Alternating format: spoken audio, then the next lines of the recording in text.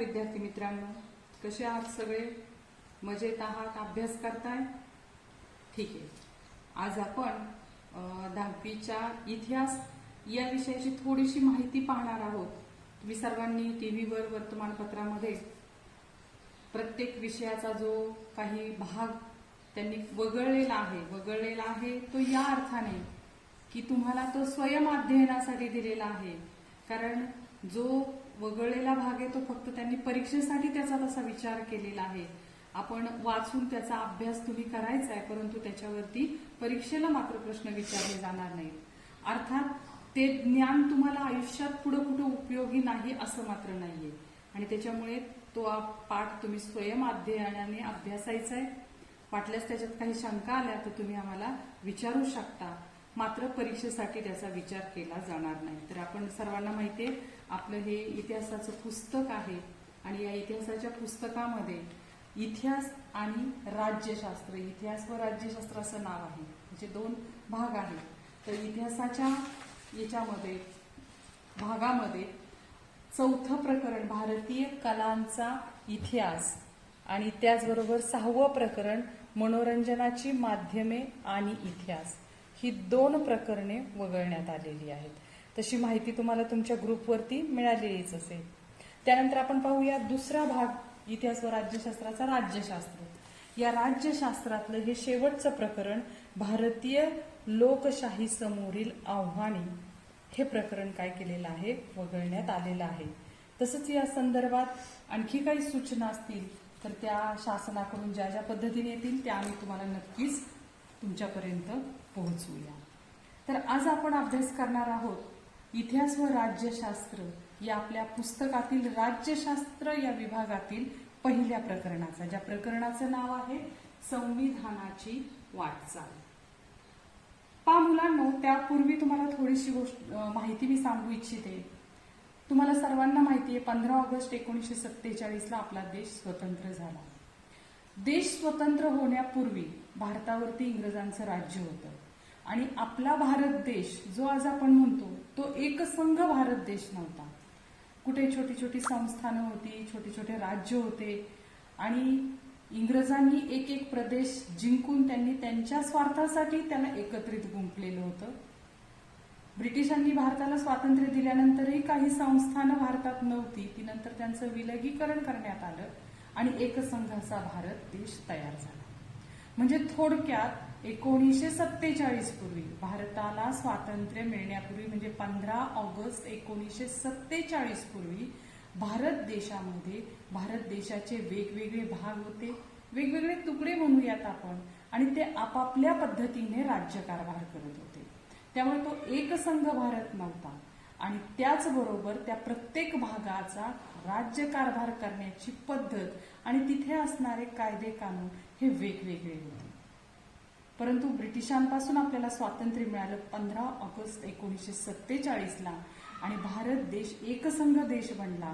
मग आता या एकसंघ भारत देशाचा राज्यकारभार कसा चालावा या दृष्टिकोनातून विचार करण्यात आला आणि भारताची राज्यघटना बनवण्यात आली. थोडीशी त्याची माहिती आपण पाहूयात. भारताला 15 ऑगस्ट 1947 स्वातंत्र्य मिळालेलं आहे, आपल्या सर्वांना माहिती. मी इथे लिहिलेलं आहे राज्यघटना किंवा संविधान, त्याच्या संदर्भातली ही सगळी माहिती आहे. भारताला स्वातंत्र्य मिळालेलं आहे 15 ऑगस्ट 1947. त्यानंतर राज्यघटनेचं जे पुस्तक आहे किंवा तुम्ही राज्यघटना आणि संविधान याच्या संदर्भातलं पहिलं चित्र जर कुठलं पाहिलं असेल तर डॉक्टर बाबासाहेब आंबेडकर हे डॉक्टर राजेंद्र प्रसाद यांच्या हातामध्ये ती संविधानाची प्रत देत आहेत. त्याचं कारण असं आहे पहा, मसुदा समितीची स्थापना, देश 15 ऑगस्टला स्वतंत्र झाला आणि 29 ऑगस्ट 1947 मसुदा समितीची स्थापना झाली राज्यघटना बनवण्यासाठी. घटना समितीचे अध्यक्ष होते डॉक्टर राजेंद्र प्रसाद आणि घटना मसुदा समितीचे अध्यक्ष होते डॉक्टर बाबासाहेब आंबेडकर. बऱ्याचदा ह्या प्रश्नामध्ये मुलांची काय होत असते, गल्लत होत असते. मसुदा समितीचे अध्यक्ष कोण आणि घटना समितीचे अध्यक्ष कोण? तर घटना समितीचे अध्यक्ष आहेत डॉक्टर राजेंद्र प्रसाद आणि घटना मसुदा समितीचे अध्यक्ष आहेत डॉक्टर बाबासाहेब आंबेडकर. तर आपण पाहिलं 15 ऑगस्ट 1947 ला देश स्वतंत्र झाला. 29 ऑगस्ट 1947 ला राज्यघटना बनवण्याची तयारी सुरू झाली आणि राज्यघटना तयार झाली 26 नोव्हेंबर 1949 ला. 26 नोव्हेंबर 1949 ला तयार झाली, मात्र राज्यघटना अंमलात आलेली आहे 26 जानेवारी 1950 पासून. आणि म्हणून 26 जानेवारी हा आपला प्रजासत्ताक दिन आहे. 15 ऑगस्ट 1947 हा आपला स्वातंत्र्य दिन आहे आणि प्रजासत्ताक दिन 26 जानेवारीला आपण साजरा करू. त्याचं कारण असं आहे की आपण बनवलेल्या कायद्याप्रमाणे, राज्यघटनेप्रमाणे आपल्या देशाचा राज्यकारभार चालू झालेला आहे. प्रजासत्ताक या अर्थाने तिथे तो शब्द वापरलेला आहे. आता पहा, राज्यघटना म्हणजे काय? तर देशाची संपूर्ण लिखित संहिता. थोडक्यात संविधानाचाही अर्थ असं सांगितला जातो, देशाचा सर्वात मोठा कायदा ज्याच्या आधारे देशाचा काय चालतो, राज्यकारभार चालतो.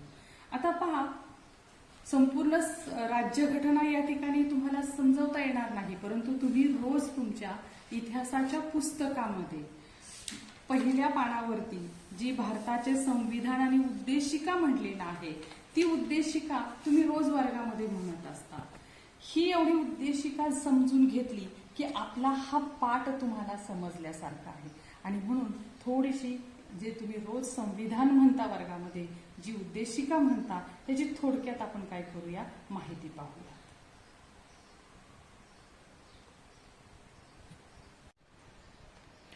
पहा, तुम्ही रोज वर्गामध्ये हे संविधान म्हणत असता, आम्ही भारताचे लोक, भारताचे एक सार्वभौम समाजवादी धर्मनिरपेक्ष लोकशाही गणराज्य घडविण्याचा व त्याच्या सर्व नागरिकांस. आता पहा, इथून पुढचा जो भाग आहे ती मेन आपल्या संविधानाची उद्दिष्ट आहेत. त्यांनी काय म्हणलेलं, हे संविधान बनवलंय कुणी? आपण बनवले. कुणासाठी बनवले? आपल्यासाठी बनवले. आपल्यासाठी म्हणजे भारतातल्या सर्व लोकांसाठी. मग तो कुठल्याही जातीचा असो, धर्माचा असो, भाषेचा असो, कुठल्याही प्रदेशात राहणारा असो, सर्व लोकांसाठी आपण स्वतः हे काय केलेलं आहे, संविधान तयार केलेलं आहे. आणि त्याच्यानुसार आपल्या भारतातल्या सर्व नागरिकांना काय मिळणार आहे, तर त्यांनी म्हणलेले पहा, सामाजिक, आर्थिक व राजनैतिक न्याय. न्याय या शब्दाला मी अंडरलाईन केलेली आहे. आता पहा, न्याय या शब्दाचा अर्थ समजून घ्या. भारतातल्या सर्व नागरिकांना, सर्व म्हणजे कुठल्याही जातीचा, कुठल्याही धर्माचा, स्त्री असो, पुरुष असो, कुठलाही प्रदेशात राहणारा असो, कुठलीही भाषा बोलणारा असो, या सर्वांना न्याय मिळेल. तो न्याय कुठल्या प्रकारचा मिळेल? सामाजिक, आर्थिक व राजनैतिक. सामाजिक न्याय, सामाजिक जीवनामध्ये जगत असताना सर्वांना न्याय मिळेल. आर्थिक म्हणजे त्याला अर्थार्जन करण्यासाठी आवश्यक असणाऱ्या ज्या ज्या गोष्टी आहेत त्या त्या ठिकाणी त्याला न्याय प्राप्त होईल. राजनैतिक म्हणजे राज्यकारभारामध्ये मतदानाचा अधिकार असो किंवा निवडणुकीला उभा राहण्याचा अधिकार असो, या सर्व मध्ये सामाजिक असेल, आर्थिक क्षेत्र असेल, राजनैतिक क्षेत्र असेल, सर्वांना काय मिळेल? न्याय मिळेल. त्यानंतर पुढच्या ठिकाणी मी स्वातंत्र्य या शब्दाला अंडरलाईन केलेली पहा. कशा कशाचं स्वातंत्र्य मिळणार आहे? भारताच्या सर्व नागरिकांना. पुन्हा एकदा सांगते, भारताचे सर्व नागरिक म्हणजे कुठले नागरिक? तर भारत देशामध्ये राहणारे स्त्री, पुरुष, सर्व जाती, सर्व धर्म, सर्व भाषिक, सर्व प्रादेशिक, सर्व लोकांना सामाजिक, आर्थिक व राजनैतिक न्याय मिळेल. त्याचप्रमाणे स्वातंत्र्य कुठल्या कुठल्या बाबतीत मिळेल? विचारांचे स्वातंत्र्य, अभिव्यक्ती स्वातंत्र्य, विश्वास, श्रद्धा व उपासना यांचे स्वातंत्र्य मिळेल. प्रत्येक जण स्वतंत्रपणे विचार करू शकतो, विचार मांडू शकतो, अभिव्यक्त होऊ शकतो. प्रत्येकाचे विचार वेगवेगळे असू शकतात आणि त्या विचारांचा आदर केला गेलाच पाहिजे. त्यानंतर प्रत्येकाला आपापल्या धर्माप्रमाणे श्रद्धा ठेवण्याचं, विश्वासाचं आणि उपासना करण्याचं स्वातंत्र्य आहे. आचरण करण्याचं स्वातंत्र्य आहे. प्रत्येकाला आपल्या धर्माप्रमाणे पेहराव घालण्याचं स्वातंत्र्य आहे. आहार घेण्याचं स्वातंत्र्य आहे. पूजा, अर्चा, श्रद्धा, प्रार्थना हे करण्याचं स्वातंत्र्य आहे. आणि प्रत्येकाचे विचार स्वतंत्र आणि वेगळे असू शकतात. ते त्या पद्धतीने प्रत्येक माणूस कायद्याच्या चौकटीत राहून अभिव्यक्त होऊ शकतो. आपण पाहिलं न्याय, स्वातंत्र्य, त्यानंतर समानता. पुन्हा हेच भारतात राहणाऱ्या सर्व नागरिकांना, मग तो स्त्री असो, पुरुष असो, कुठल्याही जातीचा असो, कुठल्याही धर्माचा असो, कुठल्याही भाषा बोलणारा असो, कुठलाही प्रदेशात राहणारा असो, त्याला समानता कशा कशामध्ये मिळेल? दर्जाची व संधीची समानता. शिक्षणामध्ये, नोकरीमध्ये, कौशल्य प्राप्त करून घेण्यामध्ये या दर्जाची व संधीची या सर्वांना काय मिळेल? समानता मिळेल. आणि हे सगळं न्याय, स्वातंत्र्य, समानता ही जी 3 मूल्य आहे, त्यांना मूल्य म्हणलेलं आहे, ही केव्हा होऊ शकतात किंवा केव्हा सर्वांना मिळू शकतात? तर त्याच्यासाठी आवश्यक आहे हे बंधुता. भारतामध्ये राहणारा प्रत्येक नागरिक, तो कुठल्याही जातीचा असो, धर्माचा असो, त्याला आपण म्हणतो भारतीय. आणि प्रत्येक भारतीय, आपण प्रतिज्ञा घेतो, त्या प्रतिज्ञेमध्ये रोज म्हणतो, भारत माझा देश आहे आणि सारे भारतीय माझे बांधव आहेत. त्यामुळं जात, धर्म, वंश हे सगळं जे काही आहे आपलं, ते त्या सगळ्याचं न्याय, स्वातंत्र्य, समानता आपल्याला मिळणारच आहे. परंतु आपण लक्षात ठेवायचे, आपण सर्व जाती धर्माचे लोकांनी एकमेकांशी बंधुभावाने वागायचे. त्यासाठी त्यांनी म्हणलेले, या निश्चितपणे प्राप्त करून देण्याचा आणि त्या सर्वांमध्ये व्यक्तीची प्रतिष्ठा व राष्ट्राची एकता आणि एकात्मता यांचे आश्वासन देणारी बंधुता. बंधुता केव्हा प्राप्त होणार आहे? जर ही वरची 3 मूल्य जर आपण व्यवस्थितपणे त्या पद्धतीने वागलो, त्या पद्धतीने आपल्याला त्या मूल्यांचा आदर करता आला, तर त्याप्रमाणे आपण एकमेकांशी बंधुभावाने वागलो, तर नक्कीच आपल्या देशाची राष्ट्रीय एकात्मता टिकणार आहे आणि एकात्मता टिकणार आहे. आणि म्हणून शेवटी म्हणलेले त्यांनी, आमच्या संविधान सभेत आज दिनांक 26 नोव्हेंबर 1949 रोजी याद्वारे हे संविधान अंगीकृत आणि अधिनियमित करून स्वतः प्रत अर्पण करीत आहोत. आपण स्वतः एक प्रकारे याचं वचन घेतोय, एक प्रकारे याची प्रतिज्ञा करतोय की आम्ही या प्रकारे वागू. आणि याचाच अभ्यास आपल्याला राज्यशास्त्राच्या पहिल्या प्रकरणामध्ये करायचा आहे. संविधानाची वाटचाल म्हणजे ही राज्यघटना, हे संविधान आपण तयार केलं 26 जानेवारी 1950 पासून त्याच्या आजपर्यंत संविधानानुसार आपण राज्यकारभार करत आलो. त्यात आपण लोकशाही किती बळकट करू शकलो किंवा ते करण्यासाठी भारताने कोणकोणते प्रयत्न केले याचा अभ्यास आपण पहिल्या प्रकरणात करत आहोत, संविधानाची वाटचाल.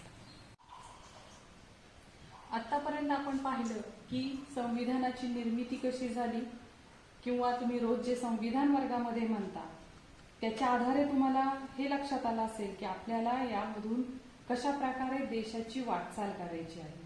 आणि म्हणून आजच्या प्रकरणामध्ये आपण काय पाहणार आहोत, तर 1950 पासून आजपर्यंत संविधानानुसार लोकशाहीचा प्रवास भारत देशामध्ये कसा झाला. कारण आपण पाहिलेलं आहे की सामाजिक न्याय व समतेवर आधारित समाज निर्माण करण्याचं साधन म्हणजे काय आहे, तर संविधान आहे. 26 जानेवारी 1950 पासून त्यानुसार आपल्या भारतामध्ये हा राज्यकारभार सुरू झालेला आहे.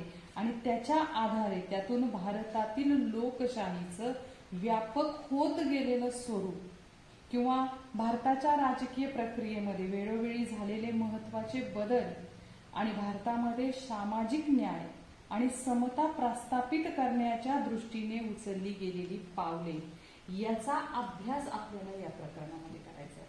म्हणजे राजकीय प्रक्रिया कशी होत गेली, भारतातली घडत गेली, सामाजिक न्याय व समता प्रस्थापित करण्यासाठी भारत देशाने वेळोवेळी कशा प्रकारे पावलं उचलली किंवा राजकीय प्रक्रियेमध्ये कशा प्रकारे बदल केले, सामाजिक न्याय समता प्रस्थापित करण्यासाठी कसे कसे बदल केले.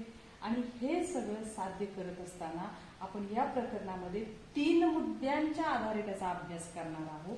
पहिला मुद्दा आहे लोकशाही, दुसरा मुद्दा आहे सामाजिक न्याय व समता आणि तिसरा मुद्दा आहे न्याय व्यवस्था. लोकशाहीमध्ये आपण हेच पाहणार आहोत की राजकीय प्रगल्भता भारताची कशी वाढत गेली, मतदानाचा अधिकार, निवडणुका कशा होतात आणि त्याच्यातून भारत देश हा जगातली सर्वात मोठी लोकशाही असणारा देश कसा बनत चाललेला आहे। दुसऱ्या मुद्द्यात आपण काय पाहणार आहोत? सामाजिक न्याय व समता। भारतामध्ये सर्वांना सामाजिक न्याय समता मिळते का? ते मिळण्यासाठी भारताने कोणकोणते बदल घडवले, कोणकोणते प्रयत्न केले? ज्यांचा आर्थिक स्तर कमी होता त्यांना इतरांच्या बरोबर आणण्यासाठी काय केलंय? वंचित घटक वगैरे शब्द वापरलेले आहेत का पुस्तकामध्ये? अल्पसंख्याक, वंचित घटक, तर त्या सर्वांना सर्वांच्या बरोबरीने आणण्यासाठी भारताने कोणकोणते प्रयत्न केले, कोणकोणते कायदे केले, हे दुसऱ्या मुद्द्यात पाहणार आहे। आणि हे सर्व वरच्या दोन मुद्द्यांमधलं घडतंय का किंवा घडत नसेल तर न्याय व्यवस्था कशा प्रकारे तयार आहे आणि भारताला जगातली सर्वात मोठी लोकशाही घडवण्यासाठी कटिबद्ध असणारी भारताची न्याय व्यवस्था कशी कार्यरत आहे। तर या प्रकरणामध्ये आपण संविधानाच्या वाटचालीमध्ये 3 मुद्दे प्रामुख्याने अभ्यासणार आहोत। लोकशाही, तिची वाटचाल, सामाजिक न्याय व समता आणि न्याय व्यवस्था।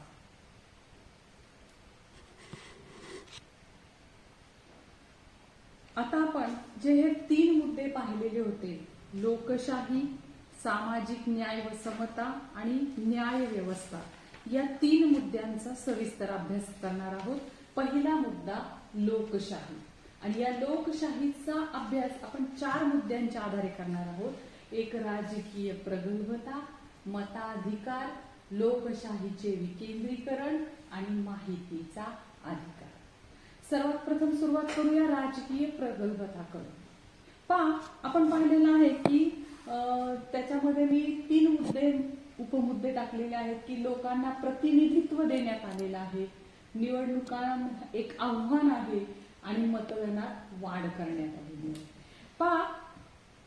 लोकशाही शासन व्यवस्था केवळ संरचना असून चालत नाही, तर त्याच्या आधारे प्रत्यक्ष व्यवहार चालला पाहिजे आणि तो व्यवहार केल्यासच लोकशाही समाजाच्या राजकीय जीवनाचा एक अविभाज्य भाग बनू शकते, घटक बनू शकते। आणि त्याच्यासाठी लोकांना थेट प्रतिनिधित्व देणारी संसद आपल्याकडे राजकीय अस्तित्व आहे। त्यानंतर मग राज्यसभा असेल, विधानसभा असेल, स्थानिक शासन संस्था असतील, याच्यामध्ये जनतेचा व्यापक सहभाग आपल्या राजकीय प्रक्रियेमध्ये घेतला जातो आणि त्या आधारे लोकशाही आपली मोठ्या प्रमाणामध्ये यशस्वी झालेली आपल्याला पाहायला मिळते। आणि सर्वात महत्वाचं म्हणजे ठराविक मुदतीनंतर, आता प्रत्येकाची मुदत वेगवेगळी आहे, ठराविक मुदतीनंतर या ठिकाणी निवडणुका घेतल्या जातात आणि त्या निवडणुका इथं म्हणलेलं आहे पुस्तकामध्ये तुमच्या मुक्त आणि न्याय वातावरणामध्ये। मुक्त आणि न्याय वातावरणामध्ये म्हणजे कुठल्याही एकाच पक्षाला मतदान करावं असं लोकांवरती दबाव असता कामा नये, मुक्तपणे ज्याला हवं त्या पक्षाला तो वोटिंग करू शकतो आणि त्याप्रमाणे मुक्त आणि न्याय वातावरणामध्ये निवडणुका हे भारतीय लोकशाहीचं यश आहे असं म्हणलेलं आहे। आपल्या देशामध्ये निवडणुका सुद्धा वेळोवेळी घ्याव्या लागतात आणि निवडणुका घेणं ही सुद्धा एक आव्हानात्मक बाब आहे, कारण वारंवार होणाऱ्या निवडणुका, तुम्हाला माहिती आहे आता सध्या ग्रामपंचायतीच्या निवडणुकांचा विषयचा बोलबाला आपल्या भागामध्ये चालू आहे। म्हणजे ग्रामपंचायत आहे, पंचायत समिती आहे, जिल्हा परिषद आहे, त्यानंतर लोकसभा आहे, विधानसभा आहे, म्हणजे वेगवेगळ्या प्रकारच्या निवडणूक प्रक्रिया, त्याची मतदान प्रक्रिया आणि पुन्हा पुन्हा ही प्रक्रिया घडत असल्यामुळे ज्याप्रमाणे आपण वर्गामध्ये एखादी कृती पुन्हा पुन्हा करतो आणि त्याच्यातून तुम्हाला ती कृती करण्याचा सराव होऊन जातो, अगदी निवडणूक प्रक्रिया देखील तशीच आहे। या मी मगाशी उल्लेख केल्याप्रमाणे मग ग्रामपंचायतीच्या निवडणुका असतील, पंचायत समितीच्या असतील किंवा जिल्हा परिषदेच्या असतील, विधानसभा, लोकसभा किंवा वेगवेगळ्या सामाजिक संस्थांच्या सुद्धा निवडणुका असतात आणि या पुन्हा पुन्हा होणाऱ्या निवडणुकामुळे भारतीय मतदारांच्या राजकीय जाणीवा प्रगल्भ झालेल्या आहेत। या निवडणूक प्रक्रियेशी ते एकरूप झालेले आहेत, समरूप झालेले आहेत आणि त्या निवडणुकी दरम्यान समोर येणारी जी काही सार्वजनिक धोरणं असतील किंवा इतर काही प्रश्न असतील ते भारतीय मतदार आपल्या भूमिकेच्या माध्यमातून काय करत असतात, निवडणुकीच्या वेळेला समोर आणत असतात आणि त्याच्यामुळे खऱ्या अर्थाने भारतीय लोकशाही यशस्वी झाली असं आपण म्हणू शकतो. हे जे वाक्य इथं वापरलेलं आहे तुमच्या पुस्तकामध्ये पुन्हा एकदा मी ते वाक्य तुम्हाला वाचून दाखवते की निवडणुका घेणं हे एक आव्हानात्मक आहेच आहे, पण त्याच्या पुढे त्यांनी म्हणलेलं आहे, वारंवार होणाऱ्या निवडणुकांमुळे भारतीय मतदारांच्या राजकीय जाणीवा प्रगल्भ होण्यास मदत झाली आहे. आणि पुढे त्यांनी म्हणलेलं आहे, निवडणुकी दरम्यान समोर येणाऱ्या सार्वजनिक धोरण आणि प्रश्नांबाबत भारतीय मतदार भूमिका घेत आहेत. म्हणजे निवडणुका आल्या, पक्ष आपले प्रचार करतात, प्रचारामध्ये ते निवडून त्यांना लोकांनी का द्यावं याविषयी ते आपलं मत लोकांसमोर ठेवतात आणि लोक त्याच्यातून विचार करतात, हा पक्ष भारतीय लोकांना या प्रकारे त्यांना सुविधा देणार आहे किंवा या प्रकारे भारताची तो वाटचाल करणार आहे, तो पक्ष या पद्धतीने करणार आहे, मग यातला योग्य पक्ष कुठला. किंवा कधी कधी आपण असंही पाहिलेलं आहे की काही गावाच्या गाव निवडणुकीवरती बहिष्कार टाकतात. का तर आमच्या गावामध्ये अमुक एक सोय नाही, वीज नाहीये, पाणी नाहीये, अमुक एक पद्धतीचा आमचा प्रश्न सोडवला गेलेला नाही आणि त्याच्यामुळे मतदाराची जी ही भूमिका आहे ती पुढे येते आणि ते पूर्ण करण्याकडे मग राज्यकर्त्यांचा कल असतो. म्हणजेच भारतीय लोकशाही यशस्वी झालेली आहे. म्हणजे अशा प्रकारे या प्रश्नांच्या पर्यायी मार्गाने मतदान करण्याच्या वृत्तीत सुद्धा वाढ दिवसेंदिवस झालेला आहे. आणि म्हणून लोकशाहीचा जो पहिला मुद्दा होता की लोकांना प्रतिनिधित्व कुठं कुठं मिळालेलं आहे. एका साध्या शब्दात असं म्हणतात की गल्ली ते दिल्ली, म्हणजे पूर्ण गल्लीपासून ते दिल्लीपर्यंत. मग मगाशी मी उल्लेख केल्याप्रमाणे ग्रामपंचायतीची निवडणूक असेल, तुम्ही ज्या भागात राहता तिथे सुद्धा तुमचा कोणीतरी ग्रामपंचायत सदस्य तुमच्या एरियातला असणार आहे. म्हणजे तिथपासून ते खासदारांपर्यंत प्रतिनिधित्व स्थानिक लोकांना मिळतं. स्थानिक लोकांना म्हणजे लोकांना मिळत असतं. म्हणजे त्याच्यामधून लोकांना काय झालेलं आहे, प्रतिनिधित्व प्राप्त झालेलं आहे. निवडणुका घेणं हे आव्हान आहे, कारण भारताची लोकसंख्या कमी नाहीये. प्रचंड मोठ्या प्रमाणात असणाऱ्या या एवढ्या मोठ्या लोकसंख्येच्या वारंवार निवडणुका घेणं हे देखील लोकशाहीसाठी एक आव्हान आहे. परंतु भारताने ते यशस्वीपणे स्वीकारलेलं आहे, पार पाडलेलं आहे आणि त्यातून भारतीय लोकशाही यशस्वी आहे हेच सिद्ध होते. आणि या पुन्हा पुन्हा होणाऱ्या निवडणुकांमधून मतदानात वाढ झालेली आहे, कारण मतदार आपले प्रश्न कोणता राजकीय पक्ष सोडवू शकतो, कोणती सत्ता सोडवू शकते, त्यांना कशा प्रकारे आपण निवडून देणार आहोत किंवा आपले प्रश्न त्यांच्याकडून कसे सोडवून घ्यायचे हे आता भारतीय मतदाराला माहिती होत आहे आणि त्या अनुषंगाने मतदान सुद्धा काय होत आहे, वाढत आहे. आता आपण मतदान याच मुद्द्याकडे येणार आहोत. मताधिकार.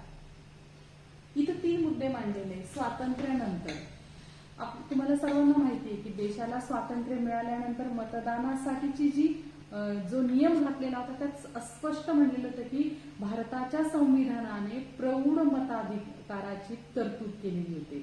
मग प्रौढ मताधिकार म्हणजे मग तो स्त्री असो, पुरुष असो, जात, धर्म, वंश कुठलाही भेदभाव न करता वयाची 21 वर्ष पूर्ण केलेल्या प्रत्येक भारतीयाला प्रौढ मतदार म्हणलेला आहे.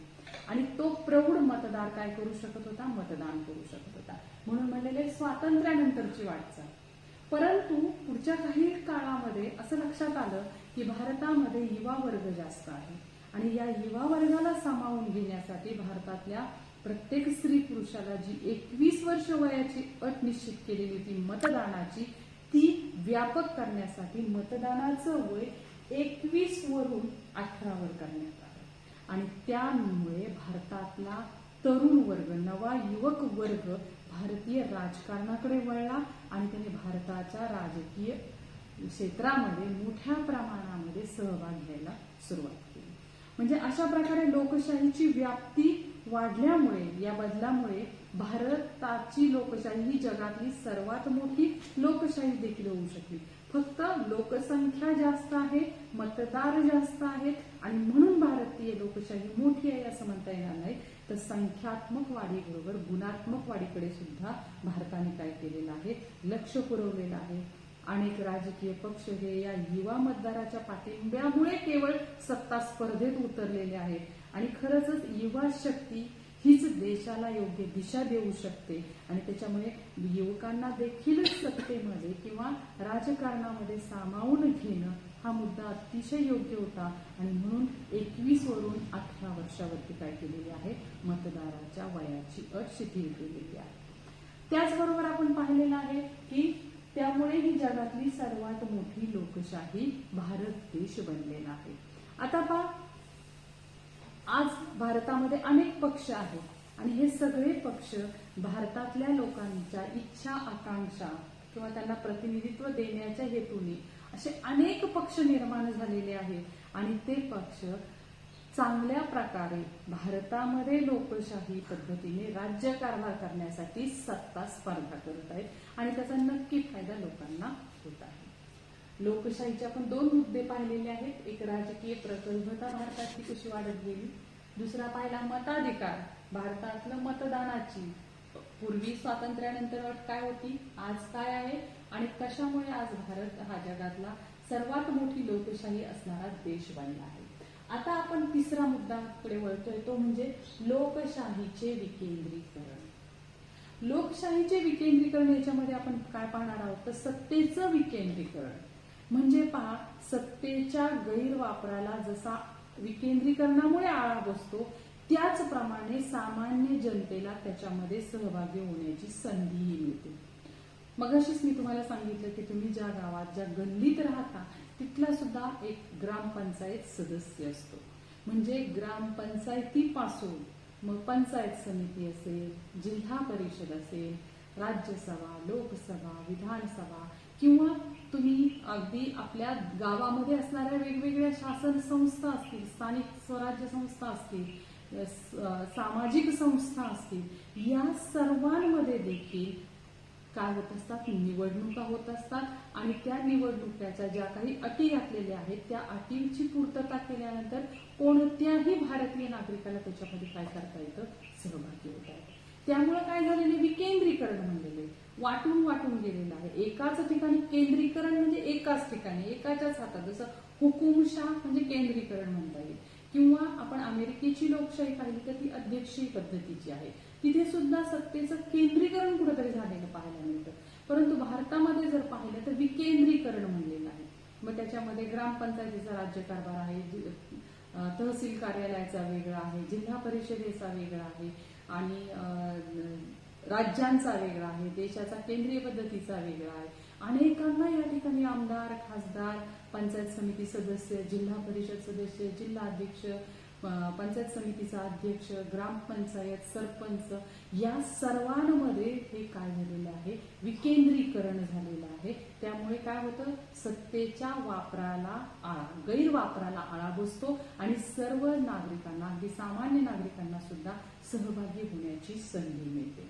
त्यानंतर स्थानिक पातळीवरील शासन संस्थांना पुरेसे अधिकार देऊन त्यांच्याद्वारे खरीखुरी लोकशाही प्रत्यक्षात आणण्याचा प्रयत्न करावा अशा स्वरूपाचे ते मार्गदर्शक तत्व आहे आणि त्याला अनुसरून स्वतंत्र भारतात लोकशाही विकेंद्रीकरणाचे खूप प्रयत्न वेळोवेळी केले गेलेले आहेत. त्यांनी या ठिकाणी उदाहरण दिलेलं आहे 73व व 74व संविधान दुरुस्तीचं जे कलम आहे ते काय आहे आपण पुढे पाहणारच आहोत आणि ती दुरुस्ती करण्यात आली आणि त्यानुसार सुद्धा काही बदल करण्यात आले केवळ लोकशाहीच्या विकेंद्रीकरणासाठी. तर आतापर्यंत आपण लोकशाही याचे 3 मुद्दे पाहिलेले आहेत. एक राजकीय प्रगल्भता, मताधिकार आणि लोकशाहीचे विकेंद्रीकरण. आता आपण पाहणार आहोत माहितीचा अधिकार, अत्यंत महत्वाचा. त्यापूर्वी तुमच्या पुस्तकात पान नंबर 70 वरती खालील बदल कशामुळे झाले ते सांगू शकाल का म्हणलेलं आहे. त्यात पहिलं म्हणजे राज्य कारभारात महिलांचा सहभाग वाढावा म्हणून त्यांच्यासाठी राखीव जागा ठेवण्यात आल्या. दुसरा मुद्दा म्हणजे का ठेवण्यात आल्या, राज्यकारभारात महिलांचा सहभाग वाढावा म्हणून त्यांच्यासाठी राखीव जागा ठेवण्यात आल्या. वरती प्रश्न असा होता खालील बदल कशामुळे झाले ते सांगू शकाल का तुम्ही.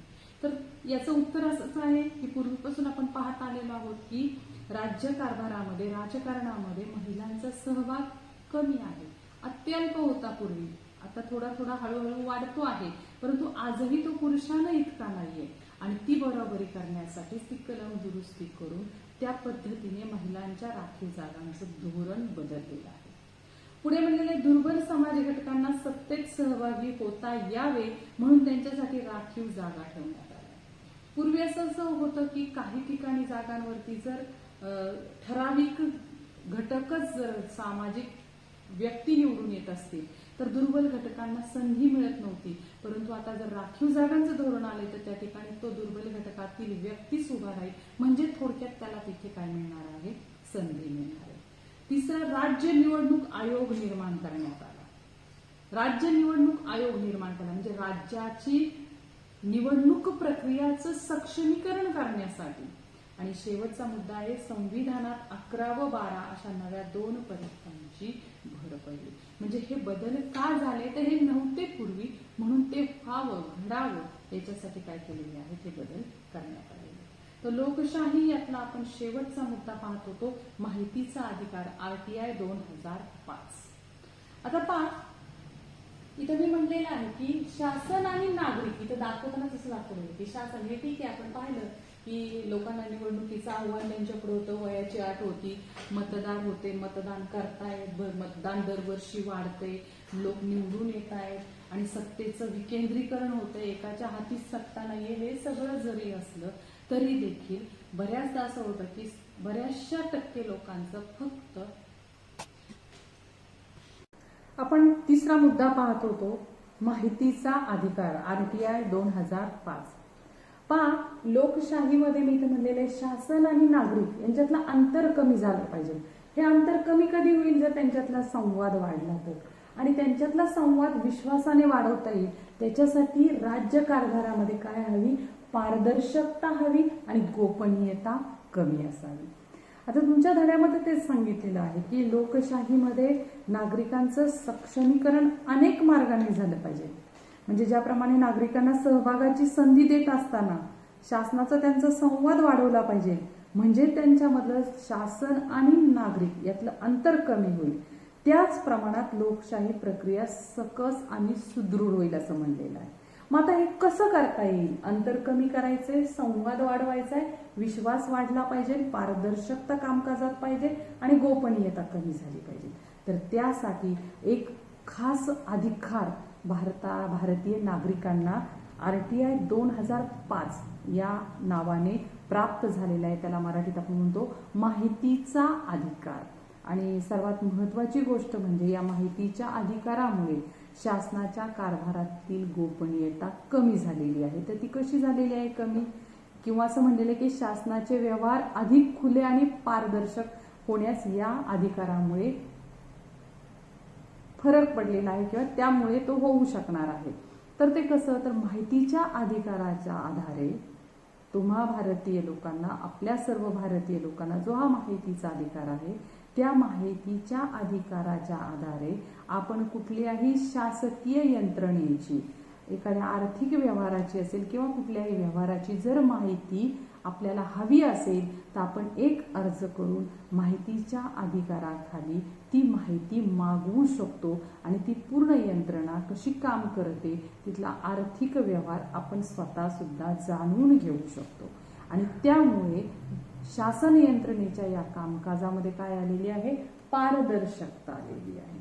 आणि त्यामुळे गोपनीयता आपोआपच काय झालेली आहे, कमी झालेली आहे. आणखी एक गोष्ट मी या ठिकाणी तुम्हाला मुलांना सांगू इच्छिते की जी आपल्या सर्वांसाठीच अभिमानाची आहे. भारतामधल्या प्रत्येक नागरिकाला मिळालेला हा माहितीचा अधिकार मिळवण्यासाठी ज्यांनी प्रयत्न केला ते अण्णा हजारे हे आपल्याच तालुका शेजारी असणाऱ्या राळेगण सिद्धी या गावामधले आहेत. सामाजिक कार्यकर्ते आहेत आणि त्यांनी अनेक कालखंडामध्ये हा लढा लढलेला आहे. आणि त्यांच्या या लढ्याला, त्यांच्याबरोबर त्यांचे अनेक असे सहकारी होते की ज्यांना माहितीचा अधिकार सामान्य भारतीय नागरिकांना मिळावासा वाटत होता आणि तो प्राप्त करण्यासाठी त्यांनी यशस्वी लढा दिला. आणि आज भारतातल्या प्रत्येक नागरिकाला माहितीचा अधिकार प्राप्त झालेला आहे. आता पहा, 2000 नंतरच्या काळामध्ये नागरिकांसाठी आणखी काही अधिकार प्राप्त झालेले, जसं माहितीचा अधिकार म्हणलेला आहे त्याचनुसार शिक्षणाचा अधिकार आणि अन्न सुरक्षेचा हक्क हे देखील भारतीय लोकांना काय झालेले आहेत, मिळालेले आहेत. हक्क, अधिकार याविषयी आणखी एक तुमच्या पुस्तकामध्ये पॅरेग्राफ दिलेला आहे की स्वातंत्र्यानंतरच्या काही दशकांमध्ये भारताचे लोकशाहीकरण व्हावे म्हणून अनेक सुधारणा झाल्या, परंतु त्यात नागरिकांकडे लाभार्थी म्हणून पाहण्याची दृष्टी होती. म्हणजे भारताला स्वातंत्र्य मिळालं, स्वातंत्र्य मिळाल्यानंतर लोकशाहीकरण व्हावं म्हणून अनेक सुधारणा होत गेल्या, परंतु प्रत्येक वेळी ही लाभार्थी म्हणून भारतीयांना मिळते अशा प्रकारची भूमिका होती.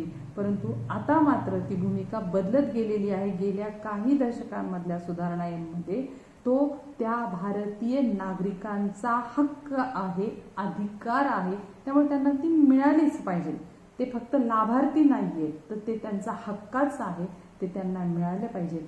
अशा प्रकारच्या दृष्टिकोनामुळे शासन व नागरिक यांच्यामधले संबंध जे आहेत त्याच्यामध्ये कोणते बदल होतील असं तुम्हाला वाटतं, अशा प्रकारे त्यांनी तुम्हाला प्रश्न विचारलेला आहे. आणि तुम्ही ह्या पाठाचं अवलोकन केल्यानंतर नक्कीच तुम्हाला त्याचं काय येणार आहे, उत्तर देता येणार आहे. संविधानाची वाटचाल यातला पहिला मुद्दा लोकशाही हा पाहिलेला होता. त्याच्यामध्ये राजकीय प्रगल्भता, मताधिकार, त्यानंतर लोकशाहीचं विकेंद्रीकरण आणि माहितीचा अधिकार या 4 मुद्द्यांचा आपण सविस्तरपणे अभ्यास केलेला आहे. आणि आता या संविधानाची वाटचाल या प्रकरणातला दुसरा मुद्दा सामाजिक न्याय व समानता किंवा समता या अंतर्गत आपण त्याचा अभ्यास करणार आहोत. त्यातला पहिला मुद्दा तोच आहे की सामाजिक न्याय व समता. पहा, हे आपल्या संविधानाचं उद्दिष्टच आहे की सामाजिक न्याय आणि समता प्रस्थापित झाली पाहिजे, कारण ही 2 मूल्ये आहेत आणि एक नवा समाज निर्माण करण्याचं ध्येय या 2 मूल्यांच्या आधारे संविधानाने ठेवलेलं आहे आणि त्या दिशेने भारताच्या राज्यकारभाराची वाटचाल आहे. आता सामाजिक न्याय प्रस्थापित करणं म्हणजे काय? ज्या सामाजिक बाबींमुळे व्यक्तींवर अन्याय होतो तो दूर करणं व व्यक्ती म्हणून सर्वांचा दर्जा समान असतो त्याचा आग्रह धरणं म्हणजे सामाजिक न्याय. आपण मगाशी प्रकरणाच्या सुरुवातीला तुम्ही जे वर्गात रोज संविधान म्हणता त्याच्यामध्ये जी 4 मूल्ये येतात त्याचा अर्थ तुम्हाला थोडक्यात सांगितलेला होता. न्याय, स्वातंत्र्य, समता आणि बंधुभाव, त्याच्यामधून साधणार भारताची राष्ट्रीय एकात्मता. तर त्या ठिकाणी सामाजिक न्याय म्हणलेले पहिला शब्द आहे सामाजिक न्याय. सामाजिक न्याय प्रस्थापित करणं म्हणजे ज्या सामाजिक बाबींमुळे व्यक्तींवर अन्याय होतो तो दूर करणं आणि व्यक्ती म्हणून त्या सर्वांना समान दर्जा प्राप्त करून धरण्याचा आग्रह धरणं म्हणजे सामाजिक न्याय. मग आता पूर्वीच्या काळी काही सामाजिक लोकांना अशा प्रकारे दर्जा प्राप्त होत नव्हता, तो मिळावा म्हणून हा आग्रह धरला गेलेला आहे. मग त्याच्यामध्ये म्हणलेले जात असो, कुठलीही धर्म असो, कुठलाही कोणतीही भाषा बोलणारा तो माणूस असो, तो स्त्री असो किंवा पुरुष असो, त्याचं जन्मस्थान कोणतंही असो, वंश कोणताही असो, किंवा तो श्रीमंत असो किंवा गरीब असतो, याच्यावरून त्याच्यामध्ये श्रेष्ठ आणि कनिष्ठ असा भेदभाव न करता सर्वांना विकासाची समान संधी देणं म्हणजेच न्याय आणि समता हे उद्दिष्ट साध्य करणं. मग सामाजिक न्याय समता प्रस्थापित करण्यासाठी समाजाच्या सर्व स्तरांवरती प्रयत्न केले गेले पाहिजे. परंतु शासनाच्या धोरणांना व अन्य प्रयत्नांना विशेष महत्त्व असतं, कारण त्याच्यामध्ये कायदा हा समाविष्ट असतो आणि म्हणून समाजाने तर केलंच पाहिजे. मात्र समाजाकडून होत नसेल तर ते कायद्याने मात्र नक्की काय करता येतं, साध्य करता येतं. लोकशाही अधिक सर्वसमावेशक होण्यासाठी सर्व सामाजिक घटक मुख्य प्रवाहात आले पाहिजे. मी तुम्हाला शिकवताना नेहमी एक उदाहरण देत असते की डॉक्टर APJ अब्दुल कलाम यांनी असं म्हणले की देश महासत्ता होणार आहे. देश महासत्ता होणार आहे कारण आपला खूप मोठा युवा वर्ग आहे, परंतु देशाला महासत्ता फक्त पुरुष करणार नाही, तर स्त्री आणि पुरुष सर्व मिळून करणार. कुण्या एका जाती धर्माचा माणूस करणार नाही, एका जातीचा माणूस करणार नाही, तर सर्व जाती धर्माचे लोक मिळून करणार आहे. म्हणजे संपूर्ण भारतातील लोक देशाला महासत्ता बनवणार आहे. मग त्याच अर्थाने इथं असं म्हणता येईल की सामाजिक न्याय व समता सर्वसमावेशक सर्व घटक आले त्याच्यामध्ये आणि ते सर्व समाज घटकांचा जर त्याच्यामध्ये समावेश असेल तर भारतातील लोकशाही खऱ्या अर्थाने यशस्वी होईल. आता त्यांनी म्हणलेले की सामाजिक स्तरावरती प्रयत्न केले जावेत, केले जातातही, मात्र शासनाच्या धोरणांना विशेष महत्त्व असतं कारण त्याला कायद्याची काय असते, चौकट असते. आणि म्हणून ज्यावेळेला सर्व समाज भारत देशाच्या नकाशाच्या अंतर्गत समाविष्ट असणारे सर्व लोक यांना जेव्हा मुख्य प्रवाहात आणलं जाईल त्यावेळी खऱ्या अर्थाने भारतीय लोकशाही यशस्वी झाली असं आपल्याला